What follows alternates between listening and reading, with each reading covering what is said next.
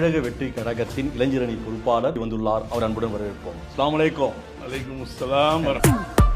Cinema ஹராமா ஹலாலா? ஹராம் தான். இப்போ இஃப்தார் ஃபங்க்ஷன் விஜய் வச்சார்ல, அது ஹராம் பணமா ஹலால் பணமா? அது மட்டும் தான் அவருடைய இதுவா? விஜயோட வருமானம் சினிமா மட்டும்தான். ஆதவர்ஜுனோட வருமானம் லாட்டரி டிக்கெட். புசி ஆனந்தோட பெரிய வருமானம் டாஸ்மார்க்குடைய பார்கள். எல்லாமே ஹராம் தான் இருக்கு. நிகழ்ச்சிக்கு செலவு பண்ணவும் ஹராம் தான். அந்த நோமோ நிறைவேறாது. ஹராம் தானே? ஹராம் தான். ஹராம் சொன்ன பிறகு அவர் கூட நீங்க பயணிப்பது ஏற்புடையதா? இம்மையிலும் சரி மறுமையிலும் சரி ஒரே தலைவன்.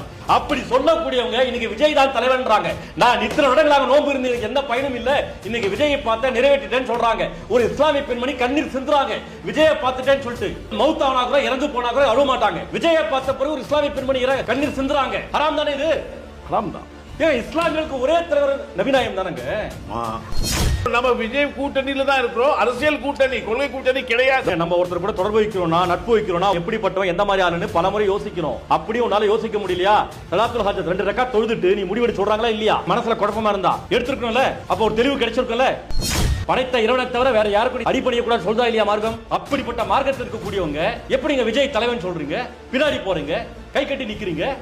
முஸ்லிம் சமுதாயம் இதெல்லாம் நீங்க சூஸ் பண்ணீங்க. பாஜகவை எதிர்க்கிறேன், இந்துத்துவா எதிர்க்கிறேன்னு சொல்லக்கூடிய விஜய் திருப்பரங்குன்றத்தில் இவ்வளவு பெரிய சம்பவம் நடக்குது, மிகப்பெரிய மத கலவரம் நடந்துரும் போல இருக்குது.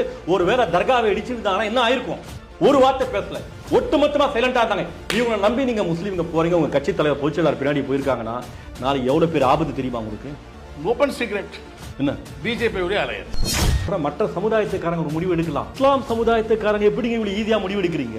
ஒரு டாஸ்மார்க்ல ஒரு ஒயின்ஸ் கடையில ஒரு முஸ்லீம் இல்லங்க, அவன் கஷ்டப்படுறானோ இல்ல சோத்துக்கு நாட்டடிக்கிறானோ, அவன் வறுமையில் இருக்கிறானோ, அவன் குடும்ப நடுத்தரல இருக்குதோ, ஒருத்தன ஒயின்ஸா பார்ல வேலை செய்யல. ஹாரூன் ரஷீதுக்கு ஏன் இல்ல அந்த கட்டுப்பாடு, சுய கட்டுப்பாடு? வட்டி கூட மாட்டேன்றான் முஸ்லீம். வறுமையின் அச்சம் தடுக்குதுல. அப்போ சாமானிய மக்கள் யோசிக்கும் போது ஹாரூன் ரஷீத் ஏங்க யோசிக்கல? தமிழகத்துடைய எதிர்காலம் மட்டும் இல்ல, இஸ்லாம் சமுதாய மக்களுடைய சிறுபான்மை மக்களுடைய எதிர்காலத்தை குறிக்கிறது. இப்போ திமுகவை ஏன் இஸ்லாமியர்கள் ஆதரிக்கிறாங்க? பாஜக என்ற ஒரு சைத்தான், அந்த சைத்தானை அழிக்கணும்னா மிகப்பெரிய ஆயுதம் திமுக தான் எல்லாரும் ஒன்று சேர்றாங்களே தவிர வேற காரணம் இல்லை. அப்படி இருக்கும்போது அடுத்தபடியா விஜய்கிட்ட போலான்னு நினைக்கிறாங்க இல்லையா? அப்ப விஜயை நம்புறாங்க இல்லையா? நம்புறவங்களுக்கு உறுதியான வாக்குறுதி தரணுமா இல்லையா? ஸ்டாலின் தராருல்ல, கொடுத்துருக்கணும். இப்போ கடந்த முறை இஃப்தார் ஃபங்க்ஷன்ல மார்க்க அறிஞர்கள் பங்கேற்றாங்க. கடந்த முறை, இந்த முறை ஒரு மார்க்க அறிஞர் போல எல்லாருமே புறக்கணிச்சிருக்கிறாங்க.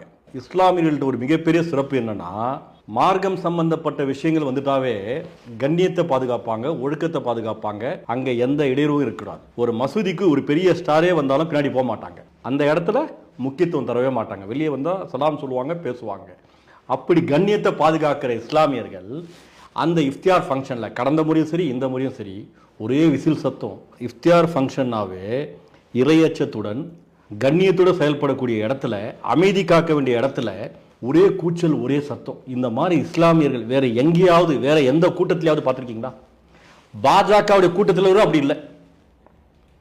அதை விட கேவலமா இருந்ததுன்னு சொல்றீங்க. ஆனா அல்லாவே மறந்துட்டாங்க, நபிநாயகத்தை மறந்துட்டாங்க, மார்க்கவுடைய கருத்தை மறந்துட்டாங்க. கூச்சலிட்டவர்கள் இஸ்லாமியர்கள் அப்படின்னு சொல்ற வரீங்களா நீங்க? ஒருத்தன் சொல்றான், என் வாழ்க்கையில எத்தனையோ நோன்பு வச்சுக்கிறேன், அதான் பெருசு இல்ல, இன்னைக்குதான் என் நோம்பே நிறைவேறிச்சுன்றான். இத்தனை வருடங்களாக செய்த இபாதத்து, தொழுகை எல்லாம் போயிடுச்சு. இஸ்லாமியர்கள் மத்தியில் மௌத்தாவனா கூட இறந்து போனா கூட அழுவ மாட்டாங்க. விஜயை பார்த்த பிறகு ஒரு இஸ்லாமிய பெண்மணி கண்ணீர் சிந்துறாங்க. எல்லாம் ஹராம் ஆயிடுச்சா இல்லையா? ஹராம் தானே இது? ஹராம் தான். அதுல மாற்று இருக்கா உங்களுக்கு? தவறு தான். அதுல மாற்று கருத்தே இல்லை. திமுக, அதிமுக, காங்கிரஸ், விசிக இவங்க எல்லாமே இஃப்தார் ஃபங்க்ஷன் வைக்கிறாங்க. அங்க எங்குமே இஸ்லாமியர்கள் கண்ணிய குறைவா செயல்பட்டதில்லை. எவ்வளவு பேர் தலைவரே வந்தாலும் முதல்வரே வந்தாலும் அந்த இடத்தை விட்டு அசர மாட்டாங்க, அந்த கண்ணியத்தோட செயல்படுவாங்க. ஆனா இங்க எல்லாமே தூக்கி போட்டாங்க. நோம்புனா என்ன? ஆமா, கண்ணியத்தை காப்பாற்றணும், ஒழுங்கா இருக்கணும், இறையச்சம் உள்ள கொண்டு வரணும், கட்டுப்பாடோடு இருக்கணும், எல்லாத்துக்கும் இருக்குல்ல.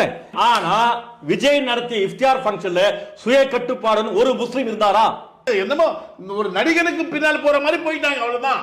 சொல்லுங்க. அப்புறம் உங்களுடைய ஆதங்கம் நான் வரவேற்கிறேன். நான் ஏற்கனவே சொன்னேன், இஸ்லாம் சமுதாய இளைஞர்கள் லா இலாஹா இல்லல்லா முஹம்மது ரசூலுல்லான்னு சொல்றாங்க. நான் யாருக்கும் அடிபணிய மாட்டேன், யாருக்கும் தலைவணங்க மாட்டேன், அல்லாவை தவிரன்னு சொல்றாங்க.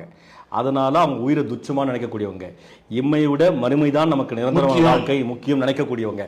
அவங்க எந்த காரணத்துக்குண்ட எந்த சூழ்நிலையும் நடிகன் பின்னாடிலாம் அப்படி கண்மூடித்தனமா போக மாட்டாங்க, இப்படி பின்தொட மாட்டாங்க, கோஷம் போட மாட்டாங்க. இல்ல, ஏன்னா அவங்களுடைய ரத்தத்திலேயே இம்மை முக்கியம் இல்லை, மறுமைன்றது எண்ணம் சிந்தனை இருக்கணும். இருக்கணும் ஆனா அந்த கூட்டத்துல பங்கேற்ற மத்தியில இல்ல